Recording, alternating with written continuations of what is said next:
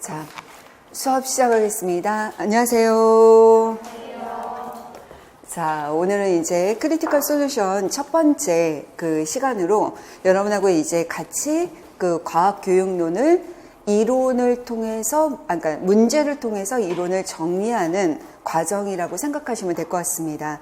그래서 우리가 그 이론을 완전히 꼼꼼하게 아직 완성이 안 되셔서 혼자서 뭔가 쪽지 시험이나 이런 걸 봤을 때 쓰기가 잘 안 되는 분들, 그 다음에 키워드가 뭔지 아직 모르겠다고 하시는 분들을 위한 강의라고 생각을 하시면 되고, 이게 이 시간에 좀 되도록이면 같이 외울 수 있으면 좋을 것 같아요. 모든 수업은, 학원 수업은 수업을 듣고 나면 밀도가 크기 때문에 복습하려면 굉장히 긴 시간이 걸려요. 그래서 수업 시간을 공부 시간으로 하지 않으면 여러분이 공부하는 게 의미가 없어요. 그래서 될 수 있으면 수업 시간에 초집중을 해서 최대한 이 시간에 많이 외우고 연습을 하고 가시면 좋을 것 같습니다. 우리가 시험을 볼 때 시험에서 성공하는, 성공과 실패를 나누는 가장 큰 이유는 왜 그러냐면, 내가 남들보다 공부를 조금 덜 해서 저 사람은 굉장히 심화까지 알고 있는데 나는 심화를 알지 못하고 기본도 제대로 모르기 때문에 이거를 실패한 거다라고 생각할 수가 있는데, 문제는 뭐냐면 심화를 모르기 때문이 아니라 내가 기본적인 개념을 완전히 내 걸로 못 만들어서 실수를 하기 때문에 나타나는 게 가장 큰 문제예요. 그래서 시험에서 좋은 성적을 받지 못한다는 것은 남들이 다 푸는 문제, 나도 풀 수 있는 문제를 내가 실수를 해서 틀렸기 때문이다 라고 생각하면 돼요. 어려운 문제는 남들도 다 틀리니까 괜찮아요. 그러니까 쉬운 문제를 안 틀리자라는 걸로 가셔야 됩니다. 그래서 보통 기출을 보면 80% 이상, 그러니까 시험을 보면 80% 이상은 기출이라고 생각하면 돼요. 기출의 변형이다라고 생각하고 그걸 많이 연습을 하시면 좋을 것 같습니다. 그래서 여기 이 수업에서는 일단은 여기 에센셜 연습이라는 것 자체가 필수 개념하고 필수 이론, 그리고 맨날 반복해서 나오는 것들을 계속 반복을 해서 우리가 좀 틀리지 말자라는 거에 초점을 두도록 하겠습니다. 혹시 여러분이 같이 문제를 풀면서 내가 혼자서 대답을 못한다면 여러분 수업 시간 내내 엄청 깨어 있어야 돼요. 엄청 빠르게 뇌가 확확 돌아가야 돼요. 이 시간에 되도록이면 외우려고 하고, 문제를 내가 풀어왔다 하더라도 문제를 읽으면서 바로바로 내가 대답하는 거랑 지금 선생님이 대답하는 거랑 선생님 말하는 거랑 지금 일치하는 정도를 한번 보셔야 됩니다. 그래서 우리가 교재를 보면 반은 해설지예요. 해설지를 옆에다가 펴놓고 같이 보면서 하시면 좋을 것 같습니다. 자, 그러면 바로 수업을 진행하겠습니다. 자, 이제 1장에 우리 수업은 과학의 본성, 그리고 과학교육 과정, 그리고 교수학습 이론, 그 다음에 교수학습 방법, 평가 이렇게 들어갈 거예요. 원래 과학의 본성 단원에 아마 단원명들을 기억하실 거예요. 첫 번째는 어떻게 되어 있냐면 과학, 지식이 어떻게 형성되고 변화, 발전하는가, 여러분 이것이고, 두 번째가 뭐냐면 그렇다면 이 과정에 과학자들은 어떤 과학적 방법을 활용하였는가, 이거잖아요. 근데 그 과학적 방법을 통해 이런 연구를 진행하면서 그 안에는 어떤 과학적 탐구를 수행하였는가, 이거에 대한 얘기를 하잖아요. 이래서 과학 이론이 만들어지면 이 이론들의 수준이 똑같을까, 그리고 이론들은 어떻게 변화, 발전했는가, 이게 과학의 본성이에요. 아셨죠? 여러분 제목들만 연결해도 사실은 이 과학의 본성 안에 들어있는 내용들이 스킴이 쭉 잡혀야 됩니다. 그거를 여러분이 잡아놓으면서, 우리는 이게 이론 시간이 아니기 때문에 단원별로 하는 것이 아니라 곧바로 문제를 한번 보도록 하겠습니다. 여러분 근데 조심할 것은, 여러분 제가 긴 해설이 사실 좋은 게 절대 아니에요. 해설이 긴 건 절대 좋은 게 아니에요. 해설을 보고 나서 여러분이 이거를 통째로 어떻게 다 외워요. 여러분 그 중에서 내가 잘 안 된다면 일단 가장 중요한 한두 문장만 반드시 외우자. 여러분 이렇게 가셔야 돼요. 그러다 보면 한두 문장이라도 제대로 외우다 보면 나중에 조금씩 추가가 되는 거예요. 근데 내가 처음에 이만큼 외우려고 그랬다가는 다 엉켜서 나중에 보면 백지예요. 제가 옛날에 빵점 맞는 친구를 봤는데 그 친구 되게 대단하다고 그랬어요. 이 시험이 아니라 다른 시험이에요. 화학 시험을 봤는데 빵점을 받았다는 거예요. 그래서 그 친구가 답지를 분석을 해봤어요. 왜 그랬나 그랬더니 이것 조금 저것 조금 하다 보니까 조합형 문제였는데 기억, 니은, 디귿 중에 2개는 아는데 하나를 모르고 5개 중에 3개는 아는데 2개를 모르고 이런 식이 되는 거예요. 그러면 결국 다 빵점이 되는 거예요. 여러분이 공부할 때 제일 중요한 건 지금 여러분들이 백지라고 생각하고 이걸 넣어야지 문제를 풀면서 나 옛날에 이거 어떻게 생각했지? 옛날에 배웠던 게 뭐였지? 그냥 옛날 기억을 하지 마시고 우리가 교재에서 봤던 순전히 과학적인 내용이나 그 다음에 지금 우리가 하려고 하는 중요한 개념들이 아니면 버리는 습관을 들이세요. 여름방학 때부터는 버려야 돼요. 다이어트에서 알짜만 내 손바닥에 딱 가지고 들어간다 라고 생각해야 돼요. 재수생, 잠수생이 왜 실수를 더 많이 하느냐? 이거 저거 짬뽕을 만들어 놓으니까 자기는 맞았다고 생각하지만 틀린 거예요. 그걸 절대 잊지 마셔야 됩니다. 자, 그러면 1번부터 보겠습니다. 사실 내용은 굉장히 간단한데 과학 지식에 대한 전통적인 인식론과 현대적인 인식론의 관점이라고 되어 있죠. 이런 관점이라는 것 자체가 인식론이에요. 인식론이라는 게 뭐냐면 세상을 바라보는 관점이라는 거예요. 그러니까 지식에 대해서 관점이 뭐냐면 과학 지식의 본성이죠. 이 과학 지식의 본성을 어떻게 설명하고 있는가? 전통적인 관점과 현대 인식론적인 관점에서 여러분 이거 2가지잖아요. 인식론적 관점은 너무 많이 나오잖아요. 자, 그러면 전통적 인식론의 키워드 4개 키워드 생각해 볼까요? 여러분 뭐가 있습니까? 신념, 증거, 진리. 여러분 이거예요. 여러분 신념, 증거, 진리 이게 와야 되는데 여러분 이거를 내가 여기다가 살을 붙여야 되겠죠. 살을 붙여야 되는 게 뭐냐면 여러분들 그 해설지를 같이 펴놓으세요. 해설지가 이론책이다 라고 생각하고 함께 공부하시면 됩니다. 자, 해설지에 보면 전통적인 인식론적인 관점에 밑에서부터 넷째 줄부터 줄 치세요. 과학 지식은 신념, 진리, 증거이다. 그런데 첫 번째가 뭐냐면 과학 지식은 그것을 나타내는 명제가 반드시 진리라고 믿는다라는 것입니다. 여러분 왜 진리라는 말이 나왔냐면 여러분 절대불변이 진리라는 거예요. 바로 진리라는 거는 절대불변이다라는 어떤 그런 진리의 측면을 가지고 있는 거고 그 다음에 여기 보면은 신념, 증거, 진리라고 그랬으니까 2번째가 참이라고 믿는 것이다 라고 그랬죠.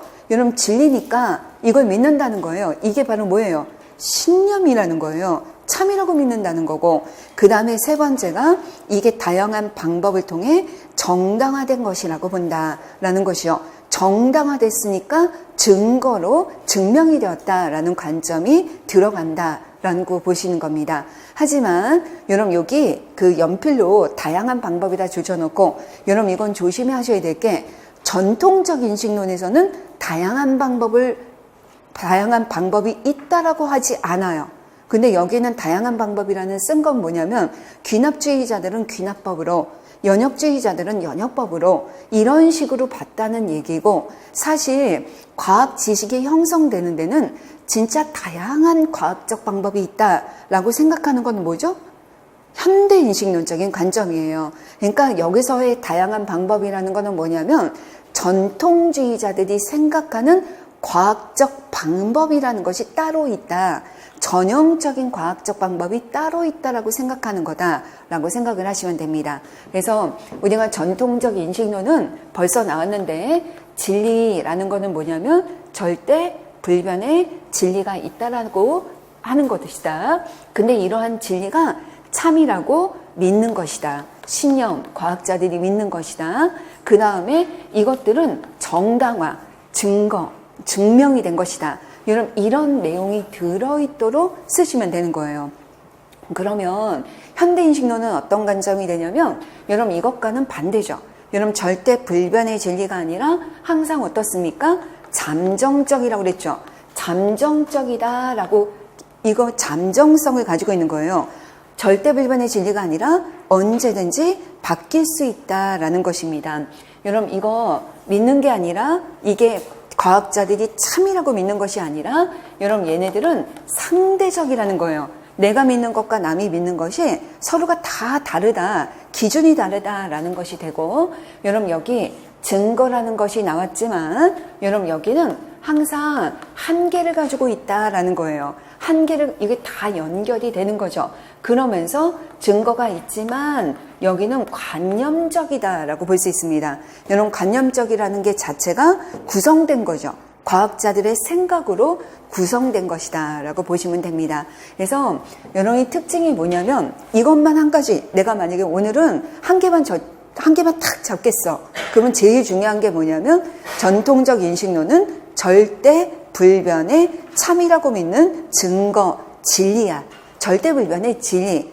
현대 인식론에서는 우리가 이거 지식을 뭐냐면 과학 지식은 한계가 가지고 있기 때문에 언제든지 변할 수 있어. 이것만 한 가지 정확하게 기억하시면 되겠습니다. 자, 그러면 이거 완전히 외웠어요. 그러면 추가적으로 개념을 잡을 때 여러분 전통적 인식론의 관점에다가 줄쳐야 될 부분 보세요. 합리적이다. 여러분 거기에 합리적이다. 여러분 첫 번째 줄에 합리적 1번. 그 다음에 이거의 배경은 뭐냐면 절대론과 실제론이다. 여러분 절대적이다 라고 믿는 것이고 실제론이다 라는 건 실제하는 것만 믿는다는 거예요. 경험주의죠. 전통적 인식론의 가장 바탕이 뭐냐면 경험주의잖아요. 그러면 이 시대 때 있었던 과학적 방법에는 뭐가 있습니까? 귀납, 연역, 가설연역. 여러분 이 사람들은 귀납주의자는 과학적 방법은 귀납주의가 최고야 라고 생각하는 거고, 연역주의자는 연역법이 최고야 라고 생각한다는 거예요. 그래서 이러한 과학적 방법이 있습니다 라고 보시면 되고, 이런 그 과학적 방법은 객관적인 자료, 그 다음에 절대적인 근거, 그래서 논리적인 추리를 한 것입니다. 이렇게 우리가 본다는 거예요. 그러니까 이런 것들이 용어들이 들어가 있다라는 거예요. 여러분 이걸 다 외우려고 하지 마세요. 절대 불변의 진리야. 그런데 여기에 배경이 뭐냐면 절대론, 실제론, 왜냐면 경험한 거, 그 다음에 기납, 연역, 가설연역 이런 것들이 과학적 방법이야 라고 생각하시면 됩니다. 그래서 이게 전통적 인식론입니다. 현대적 인식론이라는 건 뭐냐면 첫 번째 줄에 주관적. 여러분 왜 주관적이냐면 여러분 이게 객관적이 아니라는 거예요. 객관적인 사실이라는 건 없고 모두 다 주관적으로 바라본다는 거예요. 자기가 보고 싶은 것만 보고 믿고 싶은 것만 믿으니까 주관적일 수밖에 없는 거예요. 이념적. 여러분 줄쳐놓고 여기 이념적인 것과 가장 관련 있는 말이 뭐예요? 관찰의 이론 의존성이죠. 내가 보고 싶은 것만 보고 내가 믿고 싶은 것만 믿는 거예요. 이념적일 수밖에 없는 거예요. 그 다음에 거기 이어서 당시의 사회적 환경이나 가치관에 가장 잘 어울리는 것만 살아남는다라는 겁니다. 여러분 이게 나중에 군 시대로 가면 이것이 바로 뭐예요? 패러다임이죠. 사회적 합의. 그 당시에 사람들이 제일 가치롭다라고 판단하는 것만 믿는 거예요. 이런 게 패러다임으로 연결이 되는 것입니다. 그 다음에 그러면 어떤 것이 가장 좋은 이론이냐? 그러면 거기에 당시에 제기된 문제를 가장 효율적으로 해결하는 법칙이나 이론들이 바로 발전하게 된다라고 볼 수가 있습니다. 이거죠. 근데 여러분이 이제 줄쳐야 될 것은 그 밑에 보면 따라서 과학 지식은 자연현상을 설명하기 위해 사회적 합의를 통해 구성한 설명 체계이다 라고 되어 있죠. 거기 형광펜 줄쳐야죠. 이거 우리가 끝도 없이 외웠잖아요. 현대인식론 관점에서의 과학 지식 또는 과학 이론이란 무엇입니까? 자연 현상을 설명하기 위해 구성된 설명 체계인데 그냥 구성된 것이 아니라 어떻게 사회적 합의를 통해 구성된 설명 체계가 되는 거예요. 그래서 사회적 합의를 줄쳐놓고 사회적 합의가 현대인식론에서는 과학적 방법이 되는 거예요. 이해되시죠? 그것뿐만 아니라 여러분 전통적에서는 귀납, 연역, 가설연역만 과학적 방법이지만 현대인식론에는 뭐가 들어가기 시작해요? 귀납도 돼, 연역도 돼, 가설연역도 돼, 근데 사회적 합의도 돼, 근데 플러스 뭐도 돼요? 과학자의 영감, 직감, 꿈 이런 것들도 된다는 거예요. 시험에 나오잖아요. 그러니까 더 다양하다라고 보는 것입니다. 정해져 있는 과학적 방법은 없어 라는 것입니다. 다양하다라고 보시면 되겠습니다. 이게 가장 큰 차이다 라고 쓸 수 있죠. 근데 여러분 우리가 시험이 논술형이 없어지고 서술형이잖아요. 한 문장 정도로 정리하면 되는 거예요. 그러면 전통적 인식론의 관점이 왜 그렇게 생각했냐? 그럼 뭐라고 생각해요? 객관적인 자료, 절대 불변의 진리, 여기에다가 조금만 여러분 접두사나 동사, 주어 이런 것만 바꾸면 한 문장 되잖아요. 여러분 그렇다면 현대인식론의 관점은 뭐다? 자연현상을 설명하기 위해 사회적 합의에 의해 구성된 설명, 체계야, 주관적이야, 언제나 변할 수 있어, 이런 것들이 되게 됩니다. 그래서 요거를 분명하게 인식하셔야 됩니다. 자, 이번에 두 번째로 갑니다. 외워놓으셔요. 자, 두 번째는 뭐냐면 과학의 본성 중에서 일부 관점을 제시한 거다. 그래서 과학의 본성의 특성을 설명해라 라는 거죠. 여러분 여태까지 기출문제 보면 지문을 준 다음에 그 지문에 들어있는 과학의 본성을 3가지 찾았어라, 4가지 찾았어라, 이런 경우 있잖아요. 4가지, 5가지 이렇게 나옵니다. 그러면 여러분이 찾으셔야 되는데, 여러분 제가 여기다 제시한 것만도 6가지예요. 근데 이것만 있는 건 아니잖아요. 이거를 생각하면 첫째, 모형에 관한 인식이다 라고 되어 있는데, 여러분 우리가 모형에 관한 인식을 올바르게 하는 게 현대인식론의 관점이다 라는 겁니다. 자, 모형 줄 쳐놓고요. 여러분 모형이라는 거 줄 쳐놓고 해설을 한번 보겠습니다. 해설에 뭐라고 되어 있냐면 원자 모형이 대표적이다. 예를 들어서 본 거예요. 자, 우리가 첫째, 여러분 모형이라는 건 실제를 그대로 묘사한 것입니까? 그대로 묘사한 것입니까? 여러분 그러면 비슷하게 표현한 것입니까? 그거보다는 여러분 이것은 모형이라는 것은 여러분 모형이라는 것은 뭐냐면 어떤 현상이나 사물이나 이런 거를 설명하기 위해서 구성한 거예요. 어떤 현상을 설명하기 위해 어떤 현상을 설명하기 위해 그 특징을 여러분 그 현상에 있는 어떤 특징들을 구성할 수 있는 대응시킬 수 있는 특징을 요소로 구성한 것이다 라고 생각하시면 됩니다. 어떤 특징들을 대응시킬 수 있는 요소들을 뽑아서 구성한 것이다 라는 것입니다. 구체화시켜서 구성한 것이죠. 그래서 우리가 모형에는 비유가 들어가 있습니까? 비유가 들어가 있지만 비유랑 100% 일치하는 건 아닙니다. 여러분 모형에는 어떤 게 있다고 그랬냐면 척도 모형이 있고 그 다음에 비유 모델도 있고 그 다음에 이론적인 모델도 있기 때문에 이게 비유랑 100% 일치하는 건 아니다 라는 거예요. 특징을 우리가 요소를 뽑아낸 것입니다. 이렇게 볼 수 있습니다. 그래서 이런 모형은 이런 것들을 요소로 구성한 과학자가 어떻게 구성해요? 상상력과 추론의 기초에서 구성한 것입니다. 만들어낸 거예요. 과학자가 구성한 구성물입니다. 라고 생각하면 됩니다. 그래서 우리가 모형의 기능에는 어떤 것이 있습니까? 여러분 기능이 이미 여기 하나 들어있어요. 현상을 설명하려고 하는 것입니다. 아셨죠? 여러분 현상을 설명하게 되면 그 다음에 설명이 되니까 또 다른 예측을 하게 되는 것입니다. 아셨죠? 여러분 예측을 하게 되면 또 다른 실험을 불러일으키는 거예요. 그러면서 또 다른 설명을 만들어냅니다. 이해되십니까? 여러분 머릿속으로 흐름을 잡아야 돼요. 또 다른 설명을 만들어내요. 새로운 설명을 만들어내죠. 새로운 설명을 만들어내면서 얘는 어떻게 됩니까? 변화할 수 있다는 거예요. 잠정적이에요. 이해되시죠?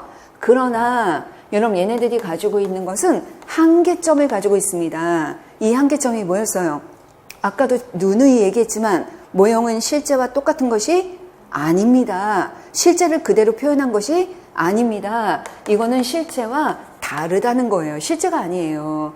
그렇기 때문에 한계점을 지니고 있습니다. 이게 되죠? 그래서 학생들에게 모형을 이용을 할 때는 어떻게 해야 된다? 이 모형은 실제와 다르다는 한계점을 반드시 명시해야 된다. 이거 교육과정에도 나와 있잖아요. 외우세요. 모형이 뭐라고요? 어떤 현상을 설명하기 위해 과학자가 상상력과 창의력, 추론 이런 것들을 위해서 구성해낸 거야. 아셨죠? 근데 이거의 기능이 뭐예요? 모형을 왜 만들었어요? 설명하려고. 설명을 한 다음에 어떻게? 예측을 하려고. 예측을 하고 나니까 또 다른 어떤 새로운 설명이 나오고 이 새로운 설명을 하다 보니까 이거는 변화, 발전하는 잠정성을 가지고 있어. 이게 되는 거죠. 그런데 한계점도 지녀. 이걸 아셔야 돼요. 그래서 모형의 올바른 인식을 해야 됩니다. 전통적으로 볼 때는 모형이라는 걸 꼭 실제처럼 생각할 수 있다는 거예요. 그게 5개념이죠. 자, 두 번째, 과학 지식의 잠정성입니다. 여러분, 과학 지식의 잠정성은 뭐예요? 어떻게 얘기하면 돼요? 과학 이론은 한계를 지니고 있다. 그래서 언제든지 변할 수 있다. 이게 한 문장이에요. 아셨죠? 근데 우리가 읽다 보면 여러분이 쓸 때 조금 달라진다는 거죠. 첫 번째 문장을 보니까 쉽게 변하지는 않아. 하지만 새로운 증거로 인해, 여러분 새로운 증거를 주쳐놓으세요. 여러분 이 새로운 증거라는 거는 뭐냐면 변칙 사례 같은 거죠. 이런 것들이 나타나면 기존 이론이 수정되거나, 여러분 이 문장 어디서 많이 보지 않았습니까? 기출문장이잖아요.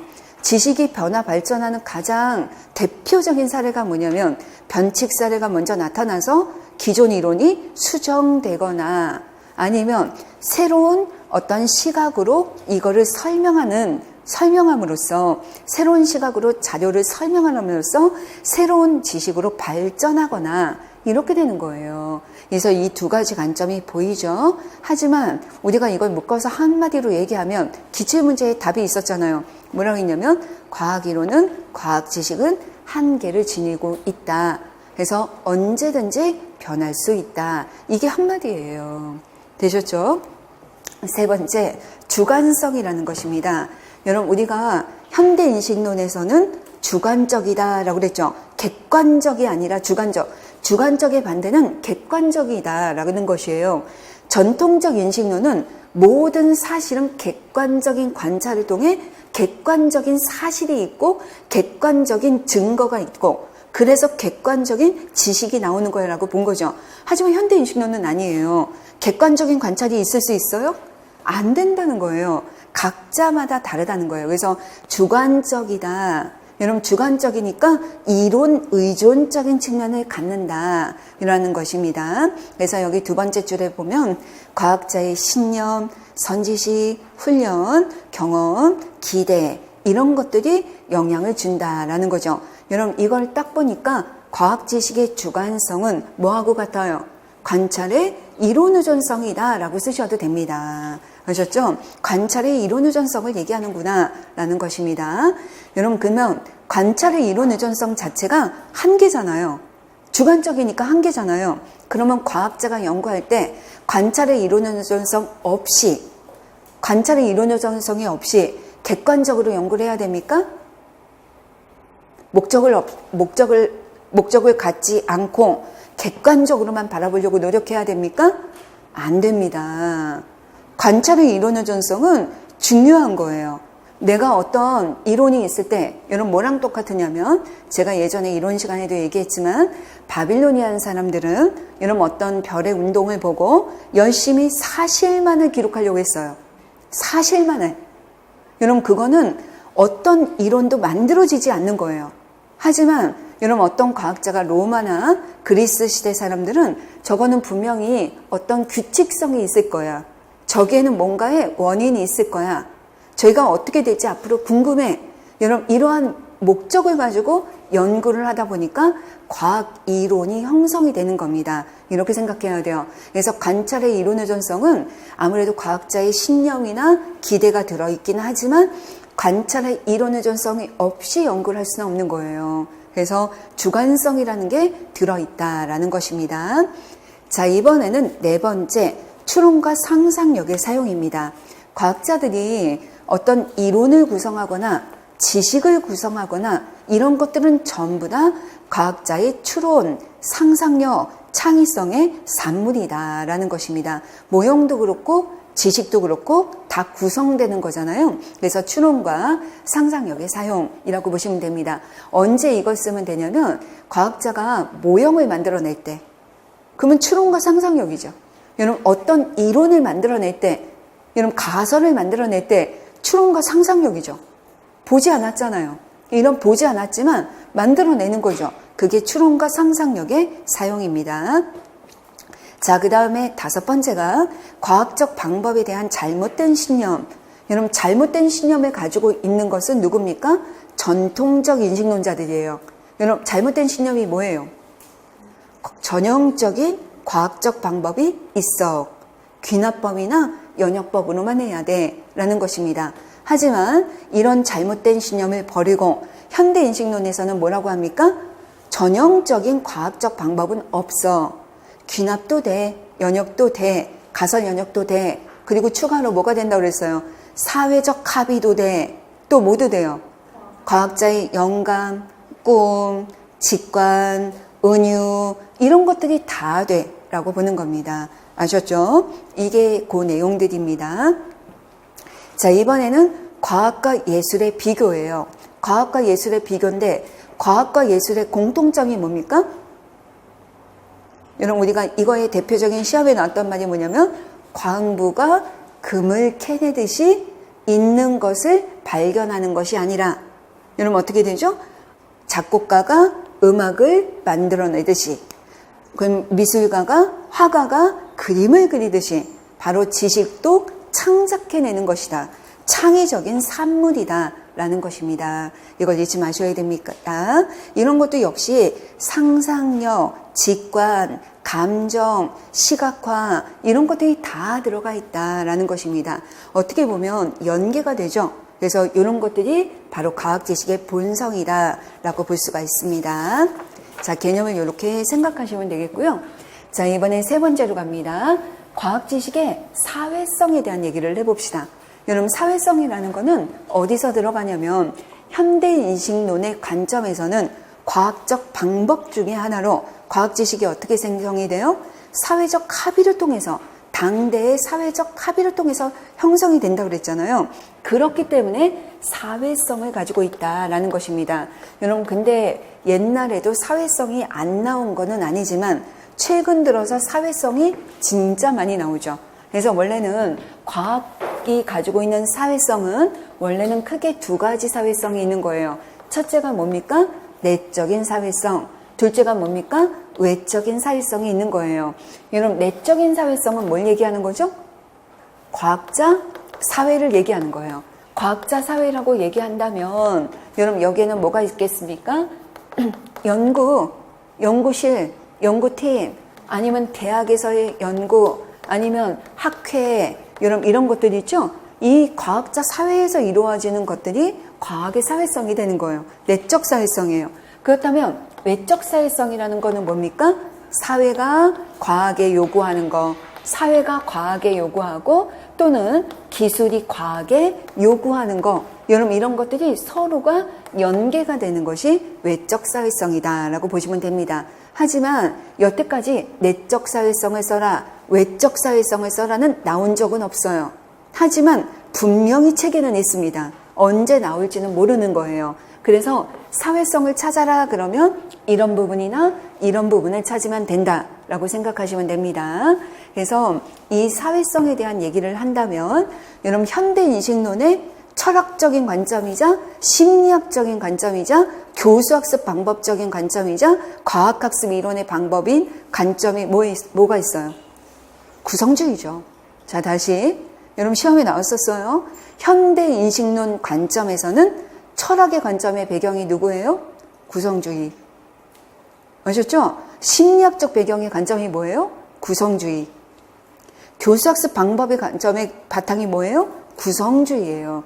아셨죠? 그래서 특히나 사회적 구성주의죠. 그래서 사회적 구성주의에 따르면 여러분 최근에 아예 교수님들이 사회적 구성주의에서는 하고 박스까지 시험 문제에 나온 적 있잖아요.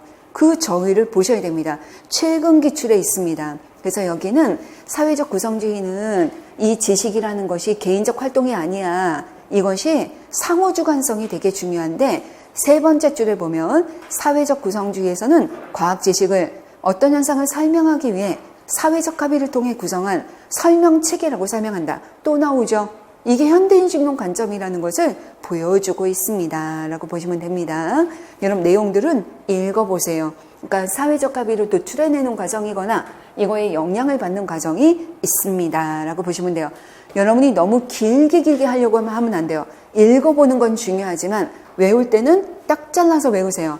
아, 과학의 사회성이라는 건 뭐냐면 그래, 과학자 사회 안에서 사회적 합의를 이루거나 또는 이게 기술이나 사회의 영향을 받아서 어떤 영향을 받거나 이런 것들이고, 바로 과학의 사회성이라는 것은 사회적 구성주의에서 얘기하는 바로 과학 지식의 특성을 설명하면 된다. 그래서 사회적 구성주의에서의 과학 지식의 특성이 뭐예요? 자연현상을 설명하기 위해 사회적으로 합의에 의해 구성된 설명 체계, 입에 붙여 놓으셔야 돼요. 이렇게 설명하시면 되겠습니다. 한 번씩 읽어보세요. 자, 그러면 우리가 연습을 한번 해보겠습니다. 자, 이제 4번을 보십시다. 다음은 원자 모형에 대한 과학사 사례입니다. 라고 되어 있죠. 여러분, 그러면 원자 모형은 작년에 여러분 화학에 2019년도에 또 출제가 됐죠. 계속 나옵니다. 근데 이게 화학에만 나옵니까? 물리에서도 나옵니다. 그래서 원자 모형에 대한 과학사 사례이다. 근데 과학의 본성에 대한 것을 적고 근거를 제시해라 그랬습니다. 바로 이런 유형의 시험이 문제가 많이 나오죠. 그러면 읽어봅시다. 1904년에 제안된 톰슨의 원자 모형은, 여러분 이거죠. 여러분 톰슨이 원자 모형을 제시했대요. 여러분 모형에 대한 것이 나오네요. 바로 현대인식론에서는 모형이라는 것이 어떤 특성을 가지고 있어요? 그대로 원자의 실제를 그대로 표현한 것은 아니지만 이것을 원자에 대한 것을 설명하기 위해 과학자가 구성한 체계이다. 어떤 설명하기 위한 도구이다. 라는 게 모형에 대한 것이 들어있다. 모형의 활용이라고 하시면 됩니다. 모형의 활용이라고 적으시면 돼요. 근데 모형의 활용이 이 모형을 왜 활용한 거예요? 원자를 설명하기 위해서 이 과학자가 자신의 상상력과 추론을 이용해서 설명한 거잖아요. 여러분 톰슨이 말한 원자 모형이 뭐였냐면 건포도 모형 같은 거 아니에요. 그러니까 그게 어떻게 생겼는지 실제로 건포도 같이 봤습니까? 아니잖아요. 그냥 실험을 빗대어서 설명한 거죠. 이게 들어가는 거예요. 여기 하나 있습니다. 두 번째, 알파 입자 산란 실험과 이에 대한 러더포드의 해석에 의해 오류인 것으로 증명되었습니다. 여러분 이거죠? 여러분 여기 보면 증명이라는 것도 있지만 알파 입자 산란 실험, 여러분 저는 지문을 과학사 지문이 나오면 과학자가 나오면 동그라미랍니다. 왜냐하면 동그라미라는 건 이론이자 선개념이자 그리고 기존 이론이자 이렇게 될 수 있어요. 이 과학자가 주장한 톰슨의 원자 모형이 기존 이론이자 연구 프로그램이자 아니면 선개념이 될 수도 있는 거예요.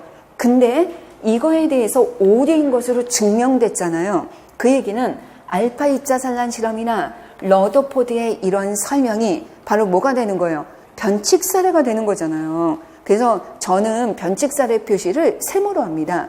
여러분은 여러분 나름대로의 설명을 만들어 놓으세요. 이거 그냥 저는 세모하기 싫어요. 그러면 세모 안 하고 여러분이 여기 변칙 사례에 이렇게 표시하셔도 되죠. 하지만 제 생각에 과학자나 이론이 나오면 동그라미는 해놓는 게 좋을 것 같아요. 이거 표시하기 쉽게. 변칙 사례가 나온 건데 여러분 이거 실험이잖아요. 실험 때문에 증명이 된 거잖아요.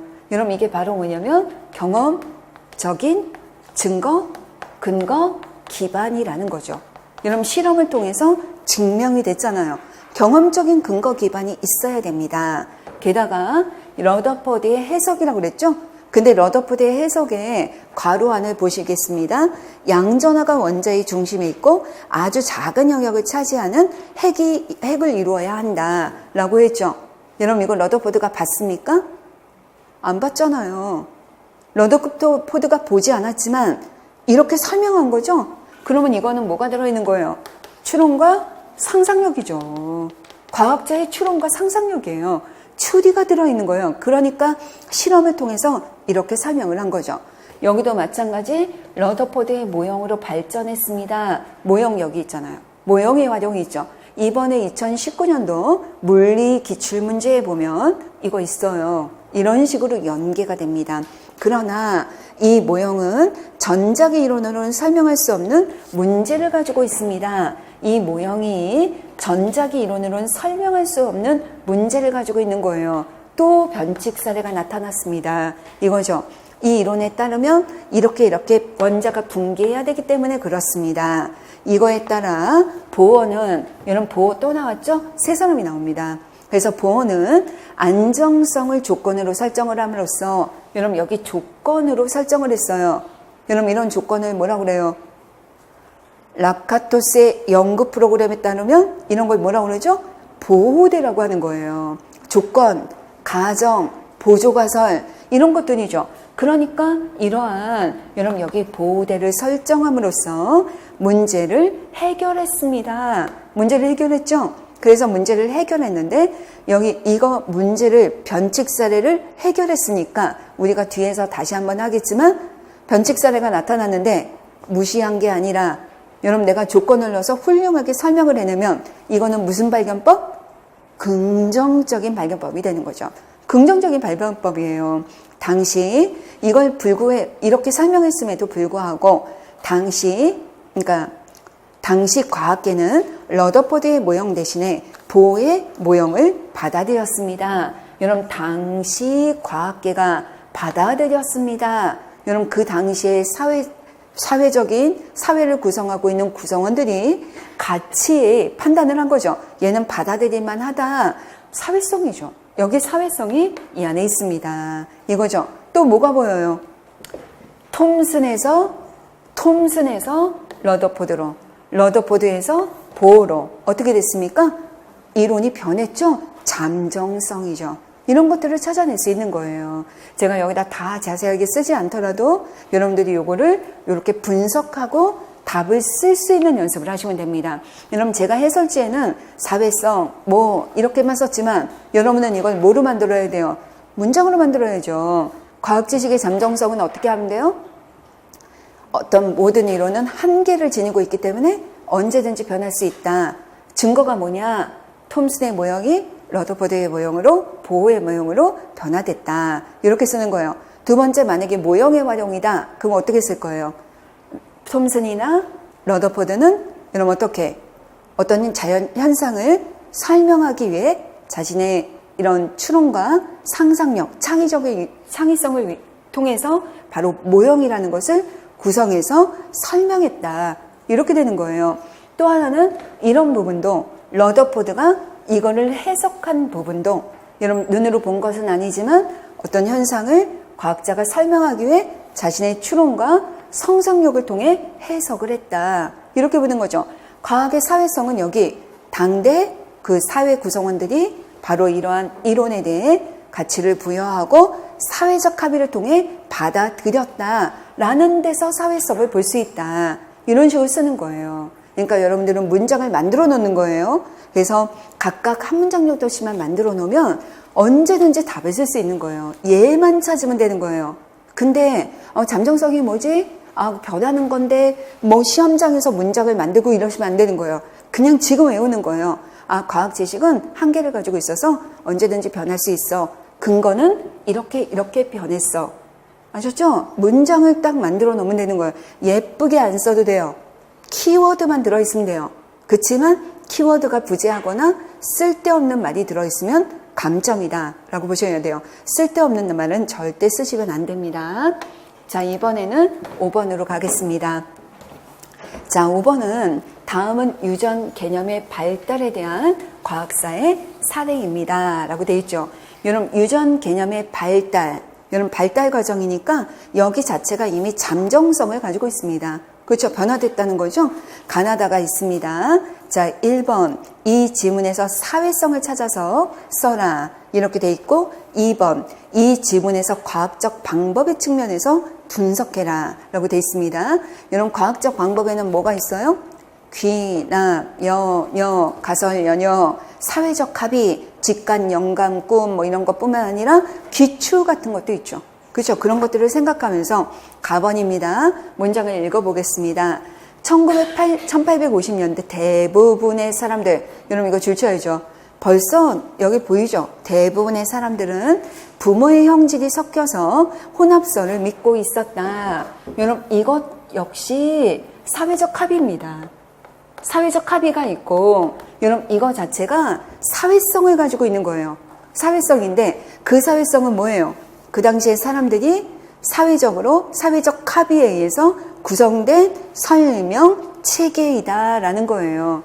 여러분 여기서 내가 이걸 설명하려면 그 당시 사람들이 과학 지식이라는 것 자체를 어떻게 했어요? 사회적 합의를 통해 구성한 설명 체계로서 혼합설이라는 걸로 설명을 했다. 유전을 아셨죠? 이렇게 쓸 수 있어야죠. 그런데 이 무렵 맨델은, 여러분 맨델이라는 사람이 나왔으니까 일단 과학자 나오면 동그라미 쳐넣고 브루노 농업협회 회원이 되었다라고 되어 있습니다. 여러분 농업협회 회원이잖아요. 여러분 이게 바로 뭘 얘기하냐면 과학자는 개인적으로 지식을 연구합니까? 아니에요. 과학자 사회에서 연구를 하는 거예요. 이 농업협회 회원이 되었다는 것 자체가 과학은 단독 어떤 과학자가 혼자서 연구를 하고 이게 비밀리에 연구하는 것이 아니라 어떤 사회적인 공동의 기관, 협회를 통해서 바로 연구를 진행한다라는 것을 보여주는 거예요. 과학의 사회성입니다. 이 협회의 가장 큰 이슈, 여러분 벌써 이슈라는 것 자체가 사회성이에요. 사회적 이슈잖아요. 이슈는 식물 교배의 경제적인 측면이었다. 여러분 여기 또 사회성이 또 있네. 경제적인 측면이었다. 이거죠. 여러분 이건 무슨 얘기예요? 경제적인 것 때문에 과학에 영향을 주고 있다는 거예요. 그렇죠? 여러분 우리가 지금 현재도 마찬가지예요. 여러분 우리가 인구가 고령화되고 있잖아요. 사회가 고령화되고 있기 때문에 고령화에 맞춰서 여러 가지 과학적 연구가 진행되는 거랑 똑같습니다. 이것도 사회성이에요. 그러니까 사회적인 이슈가 과학에 영향을 준다라는 걸 볼 수 있는 겁니다. 그래서 농부들도 품종을 개량하고 어쩌고 저쩌고 이런 거에 신경을 썼습니다. 이게 되죠. 여기도 벌써 세 개나 찾았지만 시험 문제에 내용을 모두 찾아라는 얘기가 없으면 어떻게 하면 돼요? 제대로 된 거 하나만 쓰면 되는 거예요. 아셨죠? 아니면 2개 정도 써도 한 문장 안에다가 넣으면 되는 거예요. 이 맨델이 이렇게 과학자 사회라는 협회에서 연구를 통해, 그리고 이 협회가 바로 사회의 요구인, 사회적 이슈인 경제적인 측면을 반영해서 연구를 진행했다. 이런 측면 하나만 써도 괜찮습니다. 이해되시죠? 나번해 보겠습니다. 근데 이제 여기서는 아직은 과학적 방법은 여기 사회적 합의가 있었습니다. 근데 요거는 사회적 합의가 아니라 이거는 사회성들이죠. 요거는 사회성들이죠. 나번입니다. 맨델은 둥그시만 계속적으로 생기는 이렇게 순종의 완두를 교배시켰을 때, 여러분 이거 다 아는 거니까 조금 요거는 띄엄띄엄 읽을게요. 그랬더니 F1 세대에서는 왜 모두 둥근 씨만 나오게 되었다라는 거죠. 잡종 제1세대가 순종의 표현형이 나왔죠. 그리고 F1 세대를 자가수분 시켰을 때는 F2 세대에서는 둥근 씨와 주름진 씨를 이렇게 얻었다라는 거죠. 자, 여러분 이거를 보면 여기 이 사람은 이렇게 얻었고 이렇게 얻었다 이렇게 하죠.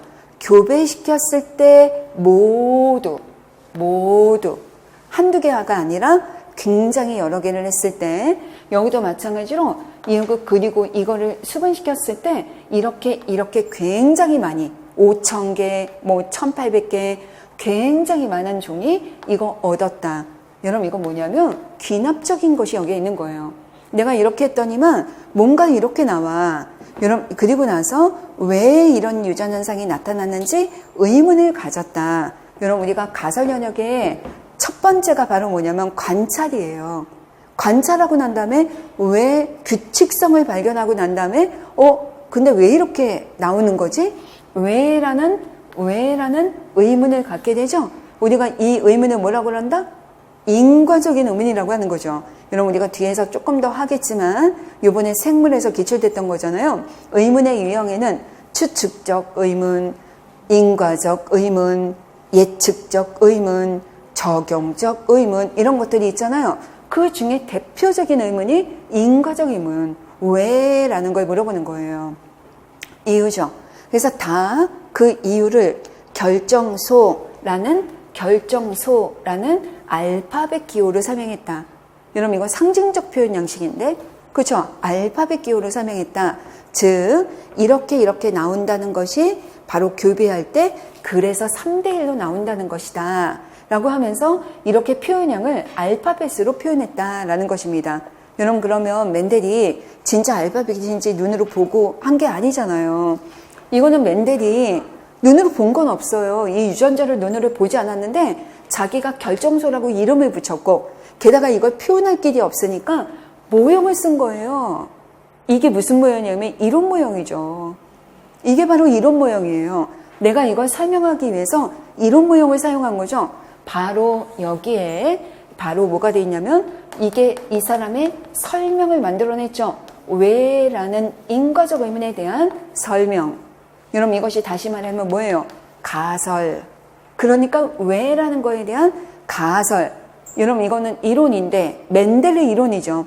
멘델의 이론인데 모든 이론은 현대 인식론적인 측면에서는 잠정성을 가지고 있기 때문에 잠정적인 설명체계이기 때문에 가설이에요. 됐죠? 그렇기 때문에 이게 내가 왜라는 거에 대한 설명을 했으니까 여기에는 뭐가 있습니까? 귀추가 있는 거예요. 이해가 되시죠? 여러분 귀추가 다른 말로 하면 뭡니까? 여러분 귀납이 뭐죠? 관찰했더니 항상 잡종 제1세대가 이래. 근데 또 관찰했더니 항상 3대 1이야. 여러분 이런 게 관찰했더니 규칙성이 나타나. 공통점이 있고 차이점이 있어. 이러면은 귀납이에요. 여러분 귀추는 뭡니까? 현재 인과적 의문을 여러분 어떻게 해요?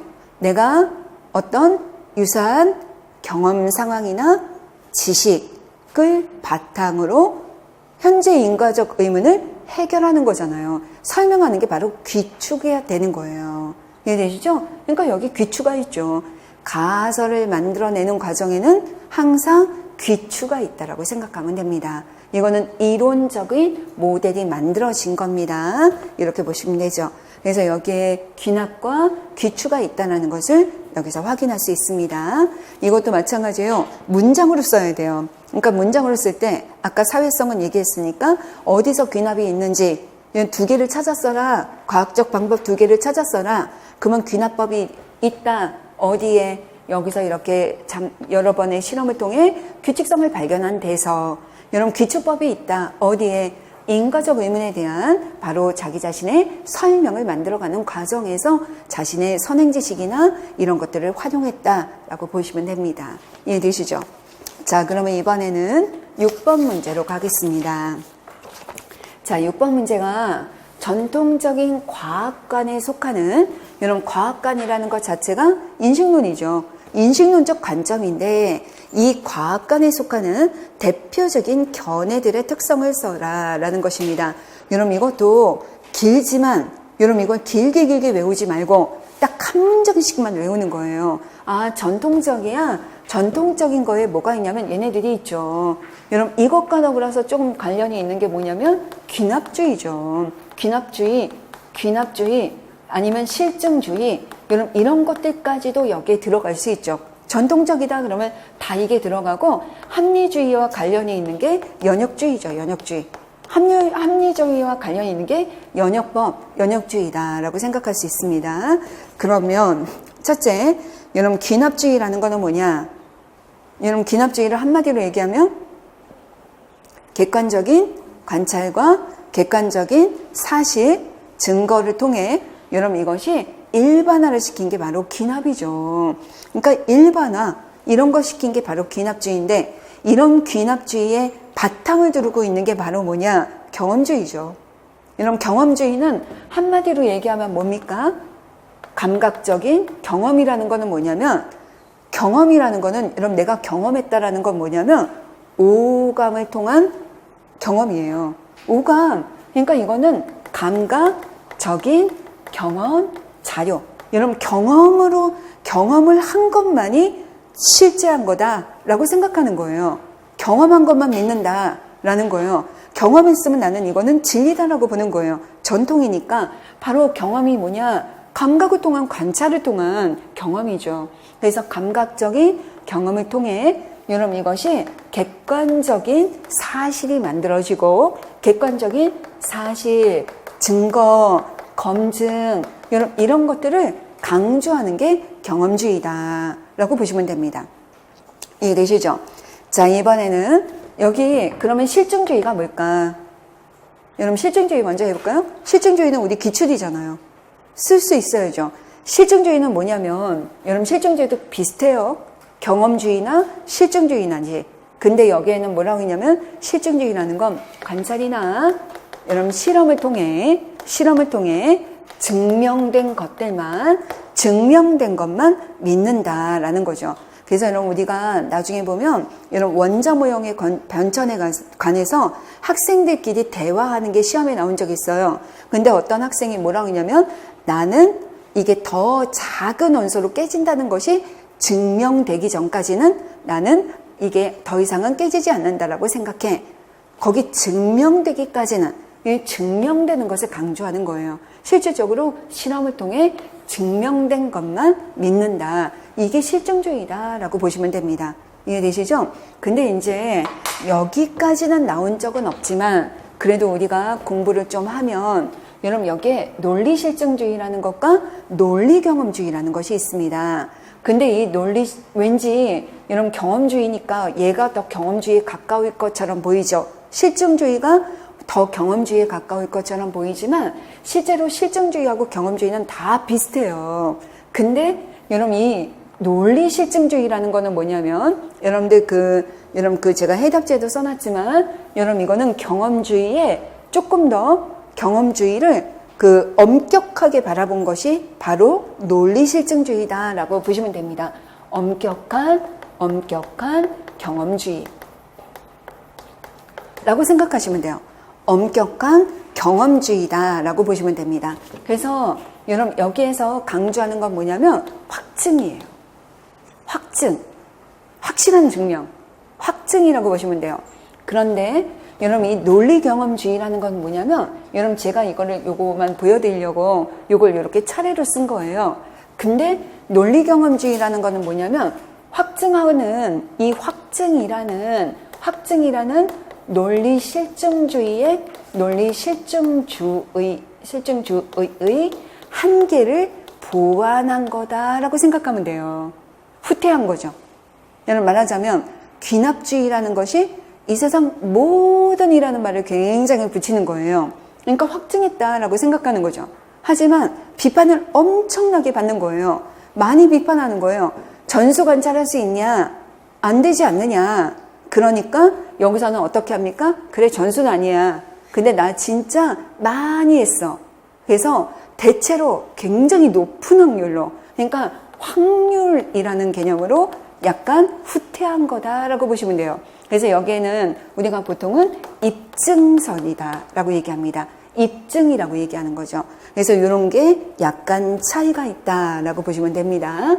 그래서 여러분 여러분 이게 전통주의이면서도 여러분 이러한 논리 경험주의의 대표적인 게 바로 뭐냐면 가설연역법이에요.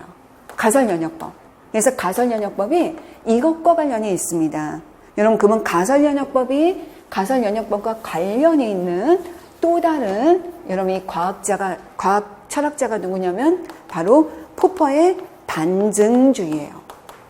반증주의.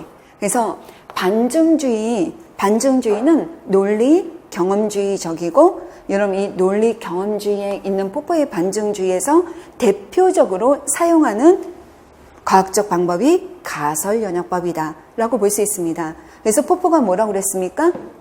포퍼의 반증주의를 한마디로 얘기하면 뭐였죠? 과학은 문제에서부터 출발을 한다. 그래서 과학자는 뭐 하는 거다? 이 문제를 외우세요. 자, 첫 문장. 과학은 문제에서부터 출발한다. 재작년에 나왔어요. 과학은 문제에서부터 출발한다. 과학자는 뭐를 해요? 조금 이따 나와요, 문장. 이 문제를 해결하기 위해 가설을 내놓는다. 두 번째 문제야. 이 문제를 해결하기 위한 가설을 내놓는다. 아셨죠? 근데 이 가설은 여러분 만약에 엄격한 검증과 비판을 견뎌내면 살아남고 발전하고, 여러분 이거 비판에 변칙 사례가 나타나면 바로 폐기된다. 여러분 이게 반증주의잖아요. 가설을 내놓고 이걸 검증한다는 거예요. 가설연역법입니다. 이해되시죠? 외우셔야 돼요. 세 문장만 외워봐요. 어떻게? 과학은 문제에서부터 출발해. 여러분 그래서 과학자는 뭐를 해? 문제를 해결하기 위한 가설을 만들어. 근데 이 가설은 어떻게 해야 돼? 엄격한 검증과 비판을 견뎌내야 돼. 그래서 견뎌내면 살아남아. 하지만 견뎌내지 못하면 바로 폐기돼. 이게 반증주의라는 거예요. 그게 가설연역법이에요. 이렇게 하시면 됩니다. 자, 순서 3개 외워봐요. 경험주의, 논리, 실증주의, 논리, 경험주의. 이 순이에요. 혹시나 해서 요거 순서를 보여드립니다. 여러분 합리주의라는 거는 뭐냐면 순수, 이성, 논리적인 사고, 논리, 추리, 이거 시험에 나온 적 있잖아요. 합리주의적 관점 시험에 나왔잖아요. 이거의 대표가 뭐냐면 수학적인 증명이에요.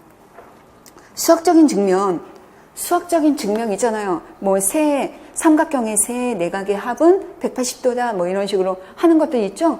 그런 것들이라고 생각하면 돼요. 그래서 수학적인 증명, 공리, 여러분 이런 것들, 또는 여러분 3단 문법, 이런 것들이 바로 합리주의적인 측면이다 라고 보시면 됩니다. 그래서 이런 거에 대한 특징만 뽑으세요. 특징만 뽑아서 외우시면 됩니다. 이해되시죠? 그래서 시험에 나왔던 것과 함께 제가 거기 해설이랑 붙여놨으니까, 그래서 길게 붙여놓은 게 반드시 좋은 건 아니에요. 근데 여기 해설에 있는 사람 이름은 그렇게 중요하지 않아요. 사람 이름 보지 말고 핵심만 보세요. 핵심만. 아셨죠? 그러니까 여러분 논리실증주의가 뭐라고요? 경험주의 기반으로 한 엄격한 경험주의, 확증, 많이 진리다. 알아셨죠? 논리 경험주의가 뭐라고요? 확증설에 대한 비판, 한계점을 보완하기 위해서 확률론으로 후퇴하면서 입증. 이렇게 이 정도만 기억하시면 됩니다. 그래서 이건 정리해 두시기 바랍니다. 자, 이번에는 7번으로 가겠습니다. 7번에 보면 생명체와 관련된 과학철학적 관점인 생기론과 기계론의 특징을 비교 설명하세요 라고 되어 있습니다. 사실 이런 생기론, 기계론 나오니까 생명 나오니까 생명과학에만 한계가 있다라고 생각을 하지만, 여러분 이게 어디서 나왔었냐면 화학에서도 나왔어요. 다른 교과에서도 나올 수 있습니다. 그래서 여러분 여기 보시면 생기론이라는 것과 그 다음에 기계론이 나오는 것과 그 다음에 유기체론이라는 것과 여러분 이렇게 세 가지의 특정만 기억하시고 계시면 됩니다. 여러분 제가 길게 써놨지만 여러분 이렇게 세 가지를 생각을 하시면 됩니다. 여러분 우리가 먼저 생기론이라는 것이 뭡니까? 생명체와 비생명체는 다르다. 생명체하고 비생명체는 다르다. 여러분 어떻게 다르냐? 생명체에는 뭐가 있다? 영혼 같은 거 있다. 생명체는 영혼이라는 게 있다. 여러분 영혼 또는 여러분 이걸 다른 말로 해서 생기라는 것이 있다. 기라는 것이 있다. 여러분 이게 생기론이에요. 여러분 1번 다르다. 생명체와 비생명체는 다르다. 완전 다르다. 그게 왜 다르냐면 비생명체에는 없는 생명체에는 영혼이나 생기가 있다. 이렇게 보는 거예요. 근데 생기론의 또 한 가지 측면인 물활론이라는 게 있어요. 물활론. 여러분 물활론이라는 거는 뭐죠? 여러분 이게 원래 피아제에 나와요. 피아제에 보면은 영화들 있잖아요. 여러분 유아기. 여러분 걔네들은 여러분 책상이나 나무나 분필이나 이런 것들조차도 다 생명이 있다고 살아있다고 생각하는 애들 있잖아요. 그런 것들이랑 비슷한 거예요. 그런 것들이 다 생기론의 곁가지들이에요. 하지만 생기론의 기본은 적어도 생명체와 비생명체는 달라. 생기가 있어 라고 말하는 것입니다. 근데 기계론은 뭐라고 합니까? 기계론은 뭐라고 하냐면 여러분 생명체와 비생명체는 기본적으로 동일해. 여러분 여기는 동일한 구성, 성분이나 성분으로 되어 있어 라는 것입니다. 이게 무슨 얘기냐면 생명체나 비생명체나 부분적으로 계속 파헤쳐 들어가 봐. 작게 구성원소를 봐봐. 그러면 생명체도 탄소, 수소, 산소, 그러니까 비생명체도 탄소, 수소, 원소나 이런 것들로 구성되어 있잖아. 그러니까 동일한 구성 성분을 가지고 있는 거 맞아 라고 얘기하는 거예요. 그렇기 때문에 생명체도 얘네들은 물리, 화학적인 원리나 법칙을 따라. 여러분 얘네들은 메커니즘이라는 것을 따라. 여러분 이렇게 설명하는 게 바로 기계론이에요. 이렇게 보이죠? 그래서 생명체는 정교한 두 톱니바퀴가 정교하게 맞물려 돌아가는 자동 기계와 같다 이런 얘기 해야죠. 그런 개념이고 동일한 구성 성분을 가지고 있다는 것은 얘를 작게 쪼개고 보다 보니까 동일해 라고 보는 거죠. 그게 바로 뭐냐면 환원주의죠. 환원주의. 여러분 이거를 환원론이라고 하는 거예요. 이런 환원주의라는 거는 계속 작게 보다는 거예요. 계속 작게 분석해서 작게 들어가면 우리가 결국은 동일한 구성 성분을 가지고 있어 라고 설명할 수 있다는 겁니다. 그래서 옛날에 시험 문제에 보면 환원론적 관점은 다시 말하면 기계론적인 관점이다. 이렇게 설명할 수 있습니다. 이게 제일 큰 특징이에요. 그러면 세 번째 유기체론이라는 거 뭐냐면 여기서 이렇게 주장해요. 기계론에 대한 비판을 하는 거죠. 이렇게 모든 동일한 구성 성분과 물리화학적 원리가로 전부 설명할 수 있다라고 하지만 설명할 수 없는 것들이 있다. 기계론을 비판하는 거예요. 기계론을 비판해요.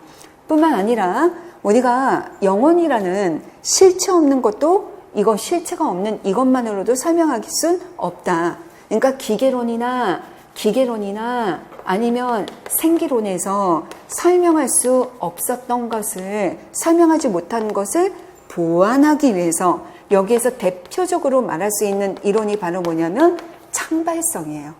창발성. 여러분 창발성 기억나십니까? 기계론이나 생기론만으로 설명할 수 없는 것들을 설명하기 위해서 유기체론이라는 건 유기체라는 게 뭐냐면 모든 부분이 굉장히 유기적인 관계를 맺고 있어서 전체로 봐야 돼라는 것입니다. 그래서 여기에 창발성이 드러나게 되는 거예요. 여러분 창발성이 뭐였습니까? 창발성이 뭐죠? 이전 단계에서는 나타나지 않았던 성질이 상위 단계로 가니까 나타나게 되는 거예요. 그렇죠? 그러니까 부분으로 있을 때는 몰랐지만 전체를 구성하고 나면 나타나는 성질이다 라고 보시면 됩니다. 우선은 여기까지 외우세요. 우리가 뒷부분에 가면 이거에 대한 얘기를 또 배웁니다. 그래서 세 가지 특징을 먼저 간단하게 이렇게 구분하시면 되겠습니다. 자, 그러면서 하나 더 보겠습니다. 8번입니다. 자, 생명현상은 근인적, 원인적, 목적론적인 측면에서 설명할 수 있습니다. 이 관점의 특성을 간단히 설명해라 라는 거죠. 자, 이것도 마찬가지로 우리가 사실은 생물 쪽에서 주로 사용하는 겁니다. 하지만 여러분 과학사라는 것은 생물에 대한 과학사만 따로 보질 않습니다. 섞여서 봐요. 여러분 원소에 대한 것도 생물에서도 하잖아요. 구성 성분이 원소 화학적인 거 들어갑니다. 물리에서도 들어가기 때문에 이런 측면을 같이 보시는 거예요. 근인적인 측면과 원인적인 측면과 목적론적인 측면 이렇게 돼 있습니다. 특히 2019년도 생명과학 전공에서는 목적론적인 측면이 출제가 됐었죠. 얘가 처음으로 단독으로 나왔던 거예요. 근데 근인이나 원인도 여전히 중요합니다. 계속 중요하죠. 여러분, 우리가 이 근인적 측면을 다른 말로 하면 뭐라고 합니까? 기계론적인 관점이라고 보시면 돼요. 기계론적인 관점이자, 여러분, 이것은 환원주의적인 관점이다 라고 보시는 겁니다. 여러분, 그러면 기계론적인 관점이다, 환원주의적 관점이니까 뭐라고 생각하면 돼요? 구성 원소 성분으로 들어가서 물리 화학적인 법칙이나 원리나 메커니즘으로 설명을 하면 기계론적이거나 환원주의적이고 근인적인 관점이구나 라고 보시면 돼요. 이런 원인적인 관점은 뭐라고 그랬죠? 원인적인 관점은 진화론적인 관점이에요. 진화론적인 관점이니까 선택선이죠. 자연 선택이나 적자 생존이나 이런 것들이 바로 원인적이다. 원인적인 설명이다 라고 보시면 됩니다. 목적론적인 설명은 뭐냐면 뭐뭐 하기 위해서 이런 현상이 나타난다 라는 것입니다. 여러분, 대표적인 게 우리가 조금 이따 보겠지만 기린이 왜 목이 길까요? 라는 질문에 대해 목적론적인 설명은 뭐예요? 높은 곳에 나뭇잎을 따먹기 위해 바로 목이 길었어요. 그러니까 기린이라는 동물은 태어날 때부터 높은 곳의 먹이를 먹기 위해서 태어났다는 거예요. 그거 자체가 문제가 있는 거죠. 그렇죠? 이게 그거 자체가 예시가 목적론적이라는 것이 굉장히 한계점을 가지고 있다라고 볼 수 있습니다. 저는 지금 세 가지 외우세요. 생명현상을 설명하는, 일단 첫째가 아까 생명현상을 설명을 하는 철학적인 관점 세 가지를 생기론, 기계론, 유기체론. 여러분, 생기론은 딱 특징이 뭐라고요? 생명의 기. 여러분, 그 다음에 기계론적인 관점은 뭐예요? 생물과 비생물을 동일한 구성성분이라고 봤는데, 여러분, 얘네들은 물리화학적 원리나 메커니즘으로 생명현상을 설명 가능해. 여러분, 유기체론이라는 것은 생기론이나 기계론이나 이런 걸로 설명할 수 없는 현상을 전체적인 어떤 유기적인 관계로 설명을 하기 위해서 창발성이라는 관점이 나타난다 라고 보시면 되고, 생명현상을 설명하는 또 다른 세 가지가 있는데, 근인, 원인, 목적론이 있는데, 근인이 뭐다? 기계론, 환원론, 그 다음에 원인이 뭐다? 진화론, 그 다음에 목적론이 뭐다? 뭐뭐 하기 위해서라는 관점으로 나온다. 이렇게 보시면 되겠습니다. 자, 그러면 우리가 여기 다음 문제로 보면 창발성에 대한 것을 간단히 설명하고, 여러분, 창발성은 여전히 계속 중요합니다. 시험에 은근 나오죠? 창발성이라는 것을 설명하고 각 전공 교과에 해당하는 대표적인 예를 하나 이상 적으세요 라는 거죠. 그러니까 창발적인 특성이 비단 생명과학만의 문제가 아니라는 거예요. 다른 전공 교과에 다 있습니다. 이게 바로 요즘에 말하는 시스템적인 속성인 거예요. 전체론이니까 시스템적인 속성이에요. 그래서 요즘에 통합과학이 되면서 뭐라고 하냐면 지구 시스템, 생명 시스템 이렇게 얘기하잖아요. 바로 시스템이에요. 그래서 우리가 창발적 특성이라는 게 뭐냐? 에멀전트 프로퍼티라고 얘기하는 건데, 창발적 특성에다가 줄쳐놓고 다른 말이 뭐예요? 동일한 명칭이 뭐 있어요? 발현성이에요. 여러분, 여기 발현성이라고 얘기하는 거예요. 하지만 여러분, 이게 요즘에는 괄호 해놓고 영어를 써줍니다. 영어가 emergent property. 그러면 이거는 창발성이다 라고 생각하시면 됩니다. 여러분, 창발성을 한마디로 얘기해봐라. 그러면 여러분, 첫째 가장 간단한 게 뭐냐면 1 더하기 1은 2가 아니다 라고 했는데, 여러분, 이거를 여러분 제가 쪽지 시험에 보면 1 더하기 1은 2가 아니다 이렇게 쓰는 거가 있어요. 그러시면 안 되고, 전체는 단순한 부분의 합 이상이다 이렇게 좀 문장으로 쓰셔야죠. 다시 한번, 전체는 단순한 부분의 합 이상이다 라는 것입니다. 그게 1 더하기 1은 2가 아니다 라는 얘기죠. 2 플러스 알파가 된다 라는 뜻입니다. 그래서 여러분, 여기 다시 한마디로 얘기하면 전체는 단순한 부분의 합 이상이다. 이게 창발성이다 라는 것입니다. 여러분, 그 해설에 보면 아래쪽에 즉 이렇게 돼 있습니다. 밑에서 한 6세 줄 위로 올라가면, 창발성이란 하위 수준의 구성 요소에는 없는 특성이 상위 수준의 전체 구조에서는 자발적으로 출현하는 것이다. 여러분 이렇게 설명하는 것입니다. 라는 겁니다. 아셨죠? 이걸 한 문장으로 외우면 돼요. 여러분 어떤 두 개 다 쓰려고 하지 마세요. 여러분 둘 중에 여러분들 마음대로 선택해서 하세요. 한 개만 외우세요. 아셨죠? 둘 중에 아무거나 선택하시면 됩니다. 그 대신 이걸 왜 읽어봐야 돼요? 출제자님들이 말을 바꿔서 낼 수 있으니까 둘 중에 어떤 걸로 물어볼지 모르니까 그래도 읽어는 보시다 라는 얘기입니다. 근데 이런 발현성이 그러니까 전체는 부분의 합 이상이라는 이런 발현성이 물리에서는 어떻게 나타나지? 대표적인 게 전기회로라고 그랬잖아요. 여러분 우리가 전기회로를 구성할 때 건전지 따로, 전구 따로, 전선 따로, 스위치 따로 이렇게 연결하지만 여러분 그게 각자 있을 때는 아무것도 아니었는데 여러분 스위치를 딱 누르는 순간 불이 밝혀지잖아요. 그 새로운 성질이에요. 여러분 우리가 화학에서는 어디서 나타납니까? 예를 들어서 모든 화학결합과 화학반응에 다 나타나는 거예요.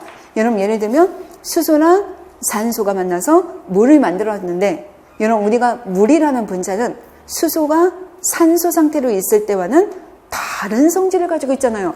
전혀 다른 성질을 가지고 있다는 거예요. 생물은 그런 게 뭐 끝도 없죠. 여러분 우리가 유전이나 아니면은 뭐 진화나 아니면 뭐 에너지, 항상성 여러분 이런 것들이 다 됩니다. 그래서 생물 굉장히 많고 지구과학도 마찬가지입니다. 기상현상이 나타나는 거 놀랍게도 여러분 이것이 어느 지역에 증발이 많이 되고 여러분 바다, 구름, 바람, 압력 이런 것들이 요소들이 합쳐져서 전 지구적인 기후현상이 나타나는 거랑 똑같습니다. 그래서 이런 것들이 다 창발성이다 라고 생각하면 됩니다. 그러면 이것과 관련된 10번 문제 하나 더 보겠습니다. 생명체에 관련된 과학 철학적인 관점인 여러분 여기 줄치세요. 여러분이 이 문제를 읽을 때 그냥 읽으시면 안 돼요. 여러분 공부하실 때 답만 읽는 사람들이 있는데 절대 안 됩니다. 답이 중요한 게 아니라 문제를 읽으셔야 돼요. 아, 생명체에 관련된 과학 철학적 관점, 과학 철학적 관점에다 줄치세요. 이거 요즘에 시험 문제 진짜 많이 나오거든요. 과학 철학적 관점이 뭐냐? 귀납주의도 돼, 연역주의도 돼, 가설연역주의도 돼, 반증주의도 돼. 여러분 이거죠. 구성주의도 되고요. 기계론, 생기론 이런 것도 되네. 아셨죠? 그래서 생기론, 기계론, 유기체론의 특징을 간단히 비교하고 간단히 비교해라. 자, 한마디로 써봐요. 생기론 그러면 뭐가 들어있으면 돼? 생명의 기. 기계론 그러면 뭐가 생각나요? 생명체나 비생명체나 이게 구성성분은 똑같고 물리, 화학적인 원리로 생명현상을 설명할 수 있어. 아셨죠? 유기체론은 뭐예요? 얘네들은 우리가 전체적인 관점에서 설명을 해야 돼. 생명현상이라는 건 부분들로 우리가 설명하는 것이 아니라 전체적으로 얘네들의 관계를 통해서 설명을 해야 돼 라는 것입니다. 이걸 비교하고 각 지문이 어느 관점에 속하는지 분석해라 그랬습니다. 가번, 생명체, 정교한 부속품들이 벌써 느낌이 와요. 기계잖아요. 그렇죠? 서로 맞물려 움직이는 복잡한 자동 기계. 여러분 이거는 생명체도 기계로 보는 거예요. 기계론이죠. 나번, 생명체에서 일어나는 모든 생명현상들은 물리, 화학적 원리로 설명. 여러분 생명체도 물리화학적 원리로 설명한다. 바로 기계론이죠. 다번, 생명체는 생기력을 가지고 있으며 여러분 생기력 줄쳐놓고 여러분 이거 자체가 생기론이네요. 그래서 여기 보면 끝까지 읽어보세요. 이 문장 참 좋죠. 여러분 이걸 생기론의 대표로 외우는 게 좋겠죠. 여러분 이것도 아까 여러분 이걸 기계론 이 나번 같은 거 기계론의 하나의 대표로 외우면 좋겠죠. 이 문장 좋잖아요.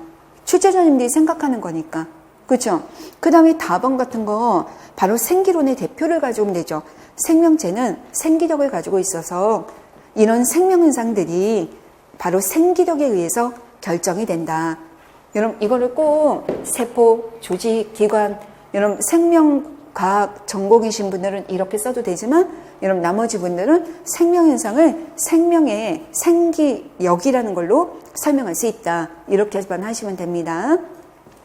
라번을 보세요. 생명체의 항상성은 생명체를 구성하는 물질과 그 조직에 의해서 유지가 되며 생명체는 비생명체와 구별되는 여러 가지 특징을 가지고 있다. 여러분 이걸 박스하고 여러분 이것을 유기체론의 대표로 외우세요.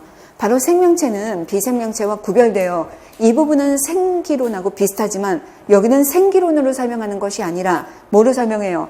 구성하는 물질과 그 조직, 여러분 구성하는 물질들이 이루고 있는 전체, 여러분 얘네들의 관계에 의해서 유지가 되는 거예요. 조직이 관계잖아요. 조직을 이루고 있기 때문에 이걸 유지가 되고 설명할 수 있다라고 보시면 되겠습니다.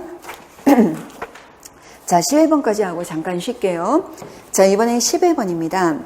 자, 여기 보니까 생명현상은 근인, 원인, 목적론적인 측면에서 설명할 수 있다. 또 나왔습니다. 외워볼까요? 근인이 뭐라고요? 환원론적인 관점, 기계론적인 관점. 여러분 원인은 뭐라고요? 진화론적인 관점, 자연, 선택적인 관점, 적자, 생존의 원리적인 관점. 목적론은 뭐라고요? 뭐뭐하기 위해서 이 결과가 나타난 거다라는 것입니다. 자, 그렇다면 설명될 수 있는데 각 관점의 특징을 설명하고 했습니다. 각 관점에 해당하는 학생을 찾아 관련지어 설명해라 라고 그랬습니다. 자, 여기 보면 학생, 기린의 목이 왜 길어요? 그랬더니 교사, 자, 발표해 볼까요? 학생이 먼 곳을 보려고 목이 길어요. 여러분 이미 태어나기 전에 자기가 먼 곳을 보겠다는 목적을 가지고 태어난 거예요. 여러분 사실 말이 안 되는 거잖아요. 이게 목적론이에요. 그 다음에 학생 B, 기린의 목뼈가 길어서 길어요. 여러분 목뼈, 여러분 이거 뭡니까? 구성 성분이고 바로 목뼈라는 메커니즘, 여러분 이거의 원리적 원리, 법칙, 뼈가 많이 있으면 근데 뼈의 숫자가 다른 건 아니라고 하더라고요. 이게 목뼈가 길 뿐이라고 하던데 이 목뼈가 길어서 목이 길어요 라는 것입니다. 그 다음에 C, 높은 곳에 나뭇잎을 따먹으려고, 그러니까 목뼈로 설명하는 건 뭡니까? 여러분 이거는 기계론적인 거니까 근인적이죠. 근인. 자, 그 다음에 C를 보면 높은 곳에 나뭇잎을 따먹을 때 목을 느리다 보니, 여러분 자꾸 목을 느리다 보니 길어졌어요. 점점 길게 됐어요. 진화론이죠. 그러니까 진화가 이렇게 됐으니까 원인론적 설명이죠. 자, 이제 D, 성장 호르몬이 많이 분비되었기 때문이에요. 여러분 호르몬이죠. 여러분 이게 바로 뭐예요? 물리화학적인 원리잖아요. 화학적인 거. 그래서 이거는 뭐라고 보시면 됩니까? 근인이죠. 근인. 그렇죠? 학생이 옛날에는 목이 짧은 기린도 있었는데 키가 작은 풀이들이 모두 말라 죽어서 먹이를 구하지 못했어요. 그래서 지금은 키가 큰, 목이 긴 기린만 살아남았어요. 이게 바로 뭐예요? 원인이죠. 원인. 진화론적인 설명이죠. 그래서 이렇게 구분하는 게 가능합니다. 확실히 이해되시죠? 그래서 이렇게 정리해 두세요. 자, 우리가 지금 첫째 시간에는 뭐밖에 안 배웠냐면, 첫째, 전통이 뭡니까? 전통적 인식론이 뭡니까? 절대 불변의 진리, 객관, 이런 게 있는 거예요. 자, 현대 인식론적인 관점은 뭡니까? 주관적이야, 잠정적이야, 구성주의적이야. 그러니까 사회적 합의에 의해서 구성된 사회인명 체계야. 여러분 이런 것들이에요.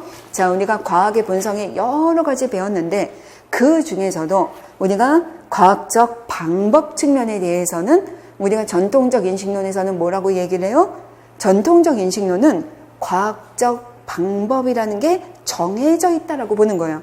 귀납이면 귀납, 연역이면 연역, 이런 것들이에요. 하지만 현대 인식론에서는 과학적이라는 것이 꼭 어떻게 귀납, 연역만 있는 것이 아니라 사회적 합의도 돼, 직관, 영감, 이런 것들이 모두 다 포함될 수 있어 라고 보는 것입니다. 그런 것들을 보시고 지금 우리가 여기서 마무리했던 바로 생명현상을 설명하는 생명관들, 여기 세 가지가 생기론, 기계론, 유기체론, 그리고 근인적이고 원인적이고 그리고 목적론적인 이런 관점으로 설명할 수 있다라는 걸 정리해 두시기 바랍니다.